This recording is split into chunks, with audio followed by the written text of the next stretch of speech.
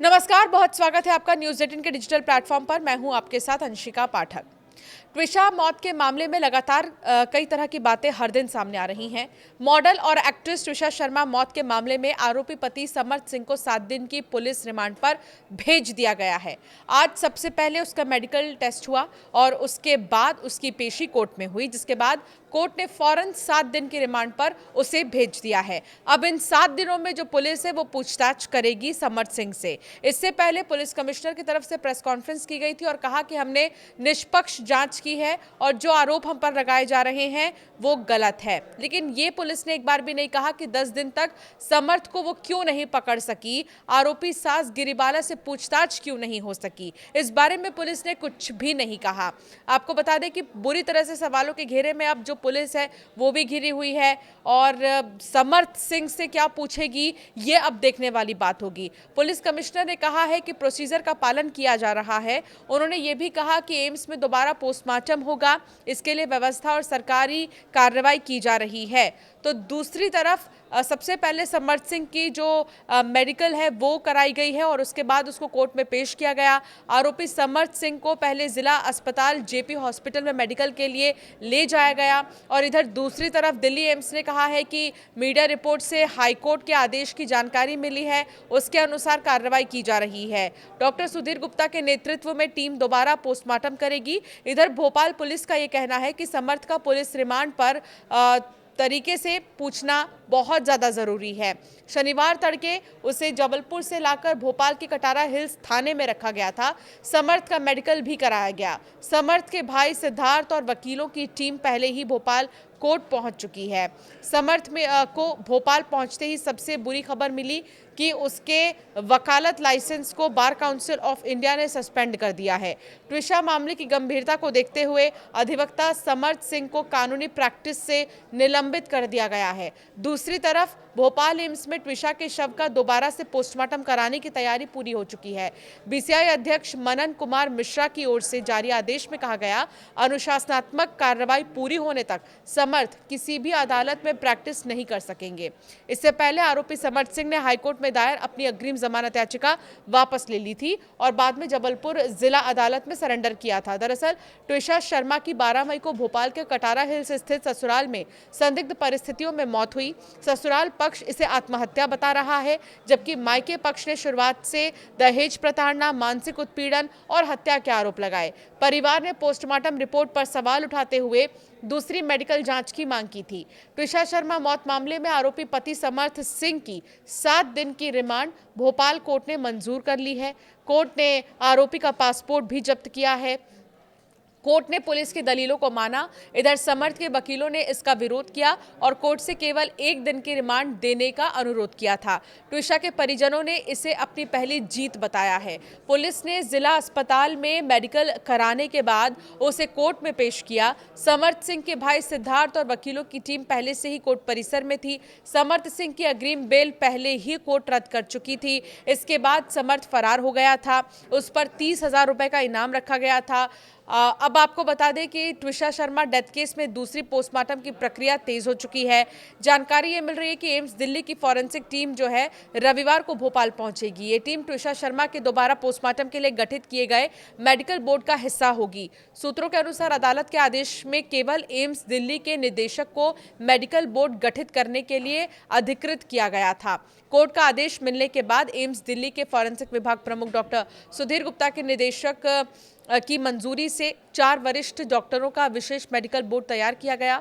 बताया ये जा रहा है कि मध्य प्रदेश सरकार की ओर से रविवार सुबह पोस्टमार्टम कराने के लिए आधिकारिक अनुरोध एम्स दिल्ली को भेजा गया। इसके बाद मेडिकल बोर्ड ने तैयारी शुरू की। टीम अत्याधुनिक फॉरेंसिक उपकरणों के साथ रविवार शाम 6 बजे राज्य सरकार द्वारा उपलब्ध कराए गए चार्टर्ड विमान से भोपाल के लिए रवाना होगी और फिर हालांकि अब जानकारी ये मिल रही है कि बहुत जल्द पहुंच सकती है टीम भोपाल। यही मेडिकल बोर्ड ट्विशा शर्मा का दूसरा पोस्टमार्टम करेगा।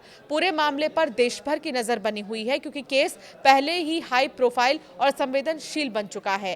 ट्विशा शर्मा मौत के मामले में भोपाल पुलिस ने प्रेस कॉन्फ्रेंस किया और अपना पक्ष रखा। भोपाल पुलिस कमिश्नर ने कहा कि हमने निष्पक्ष जांच की है, सब कुछ रिकॉर्ड में है। उनसे पूछा गया कि भोपाल पुलिस ना तो आरोपी समर्थ सिंह को पकड़ पाई, ना ही उसकी मां आरोपी गिरिबाला सिंह से पूछताछ कर पाई है।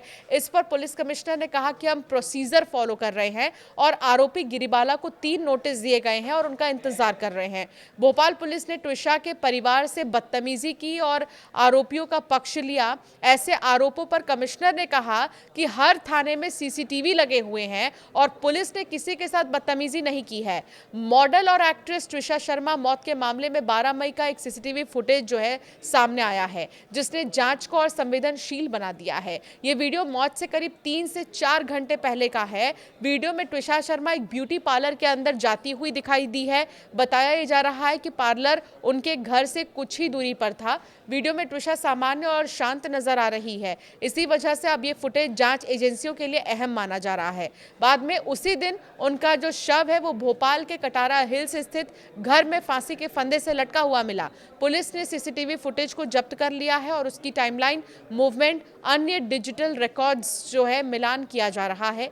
परिवार पहले ही मामले में निष्पक्ष जांच, कॉल डिटेल रिकॉर्ड और इलेक्ट्रॉनिक एविडेंस की जांच की मांग कर चुका है। तो ट्विशा का परिवार ये मांग कर रहा है कि जो भी सीसीटीवीज हैं, कॉल डिटेल्स हैं, उनको माध्यम बनाकर जांच को और भी ज़्यादा तेज़ किया जाए। तो दूसरी तरफ पुलिस का ये कहना है कि हम निष्पक्ष जांच कर रहे हैं।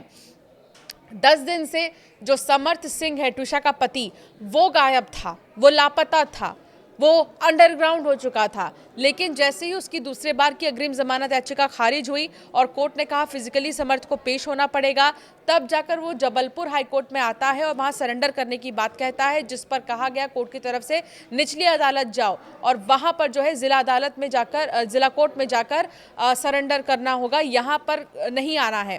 जिसके बाद जो समर्थ है उसको बाकायदा पुलिस लेकर जाती है और आज उसे जब पेश किया गया तो 7 दिन की रिमांड मिली है। 7 दिन पूछताछ होगी समर्थ से, ये जानने की कोशिश होगी कि आखिरी बार की बातचीत दोनों के बीच में क्या हुई थी।